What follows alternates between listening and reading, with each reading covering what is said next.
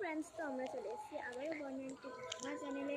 আর আমাদের এখানে মটরশুঁটি গাছ আছে, তার সঙ্গে সঙ্গে কিন্তু এই সর্ষে ফুল গাছও আছে। আগের ভিডিওতে বিস্তারিতভাবে আমরা এগুলো জানতে পারিনি, তার জন্য সবাইকে আগে সরি। তারপর এই ফুলগুলো দেখো, জাস্ট তোমরা এই ফুলগুলো দেখো, তোমাদের কিচ্ছু দেখার দরকার নেই, তোমরা জাস্ট ফুলগুলো দেখো কতটা দারুণ। আর মটরশুঁটি গাছের মধ্যেই কিন্তু এগুলো হয়েছে। আর এই দেখো, এই যে সর্ষে, এগুলোকে ফার্স্টে পিষতে হয়, পিষে যে খোল আসে সেটাকে কিন্তু বাদাতে ছড়ালে কিন্তু ভালো হয়। এবার আরও পুকুরে দিলেও ভালো হয়, যেটা মাছেরাও খেতে পারে, তাতে আরও ভালো হয়। এগুলো কিন্তু সবার ক্ষেত্রেই সম্ভব হয় না, আবার যারা একটু বেশি খাটুনি লোক তারাই এগুলো করে। তাই এবার ওইদিকে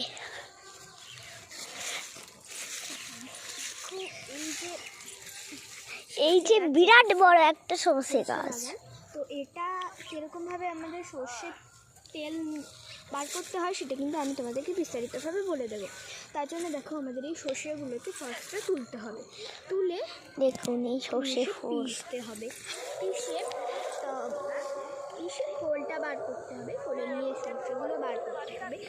এবং সেটাকে কীভাবে তেল বার করে আমি সরি গাইস, আমি জানি না, বাট আমি আমার দিদার কাছ থেকে মেশিনে আর যে শস্যগুলো বের হয় আমি সাধারণত জানি মেশিনে পিষে তেল বার হয়।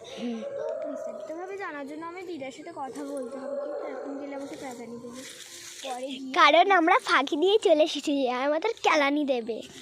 আর আমরা যতটুকু বলতে পারছি ততটুকুই বলছি, তার বেশি আমরা আর বলতে পারছি না। ফ্রেন্ডস, বাদার সানসেটটা দেখো, আর আমি তো এখানে ভিডিও শুরু করে দিয়েছি। দেখুন ওই সূর্যটা এক্ষুনি ডুবে চলে গিয়েছে, ওই দেখুন ছুটে ছুটে যাচ্ছে। আমাদের তো মজা এসে গেল। হাই গাইস, চলো পালাও, চলো প্রীতি।